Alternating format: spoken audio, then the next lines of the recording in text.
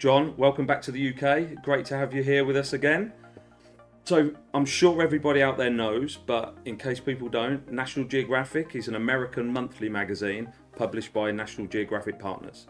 The magazine was founded in 1888, initially as a scholarly journal, 9 months after the establishment of the society, but is now a popular magazine. Back in 1905, it began including those fantastic pictures, and that's a style for which it's become well known. As we know, our US audiences behave very differently to here in the UK, and when you extrapolate that out to as many different countries that have subscriptions to your magazines, John, this creates, let's just call them, areas of focus. I've got a couple of questions for you, if that's okay. Yeah, my pleasure to be here, Eric. Excellent. So let's kick off then. What are the key challenges National Geographic faces in managing international subscription sales? And how do you navigate issues like logistics, customer engagement, and cultural differences to maintain a global subscription audience? Sure. Thanks for the question. So first, let me just say how lucky National Geographic is as a publisher to have such a robust global following. Now, that being said, it's not easy. So we basically are running two different models right now. We have our one model as an exporter from the US, and we have a second model where we're a large licensee business with various local language editions all over the globe. And in the export model for a US publisher, the cost of delivery versus the speed of delivery, that's a major focus. Yeah. I mean, that's your focus right there.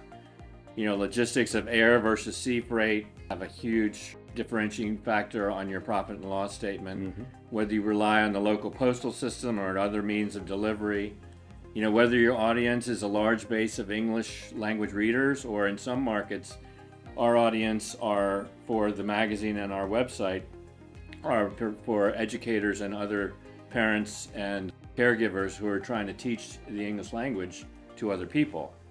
So these factors, play into the cost. One interesting statistic that I looked up, I had run this a few years ago, but I think you'll get a chuckle out of this. Within the former British Commonwealth, the last time I looked at it, we had more readers per capita in Australia than we do in England.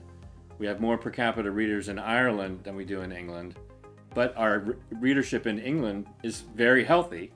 So these are all the kind of challenges that we take on in the name of progress. Now, when we look at the licensing model, obviously that gives us a lot less hands-on involvement from a day-to-day basis. And it has a major advantage that we gain a network of local editors who have years of experience, and you can build a pool of shared successes and try what works in one place somewhere else.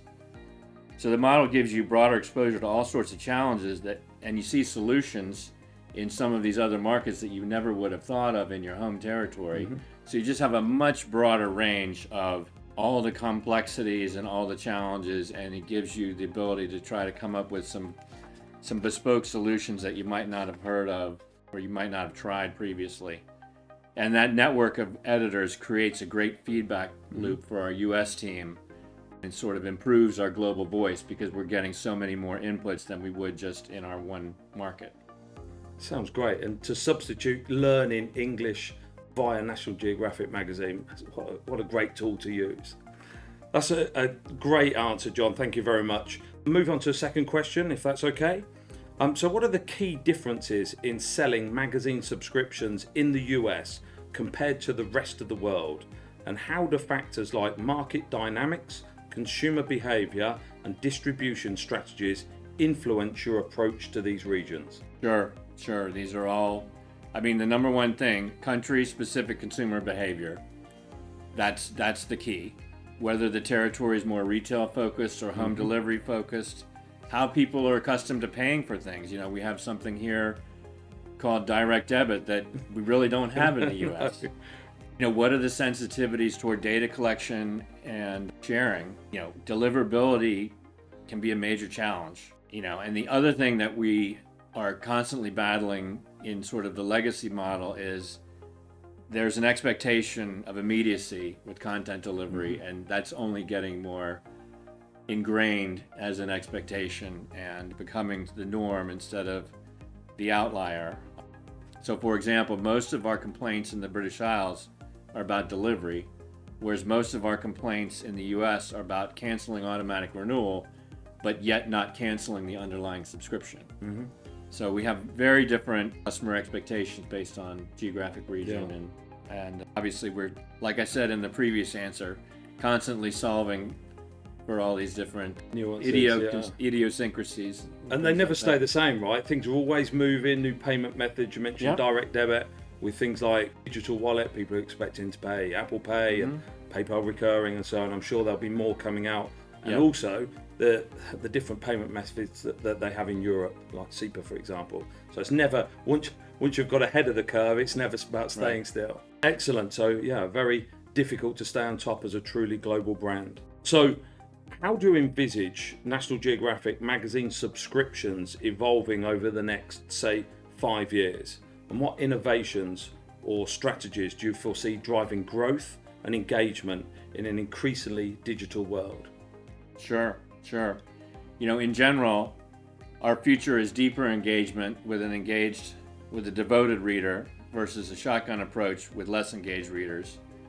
It's easier for us because we've never really been a rate-based type of a magazine.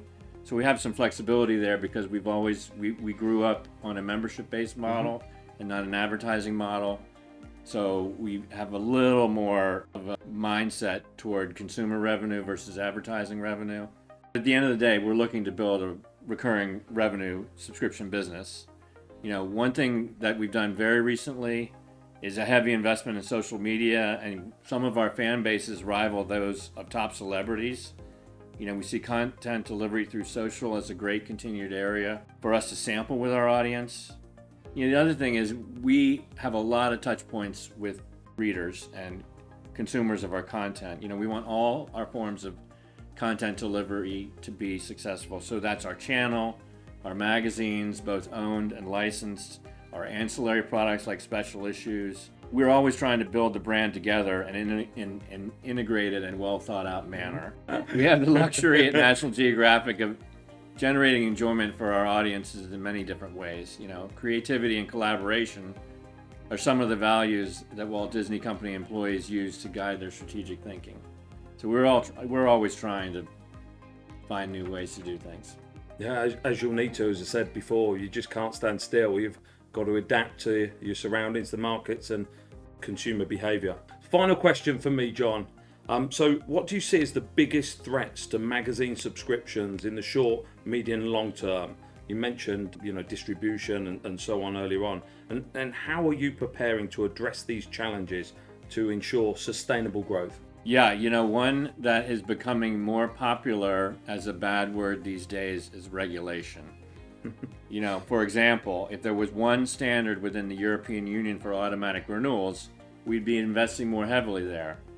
Privacy rules for a U.S. publisher coming into the EU or the EMEA, they're challenging. Even product delivery is under a spotlight when you think about things like the impending EUDR regulations. So having the bandwidth on our teams to deal with all these extra curveballs that are popping up all the time is a real challenge. I think from a traditional publishing standpoint, one big long-term challenge is so much consolidation and concentration within the industry. In the U.S., we've seen some publishers exiting retail sales. It's so very hard to maintain 100% of that infrastructure with only 75% of the players. As far as our particular strategy, we intend to stay relevant by delivering great content experiences that are user-friendly. We're eager to break away from legacy systems and innovate.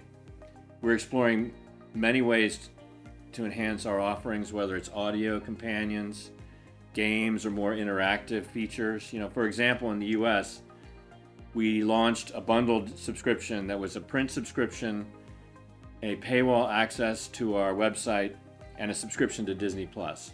So we're trying to use all of our sort of eggs to make these baskets that are attractive to consumers. And we see a bright future in delivering niche experiences. Excellent. Well, thanks for your time today, John. Look forward to having more of the same conversations over lunch shortly. Thank you, Eric. Pleasure to be here.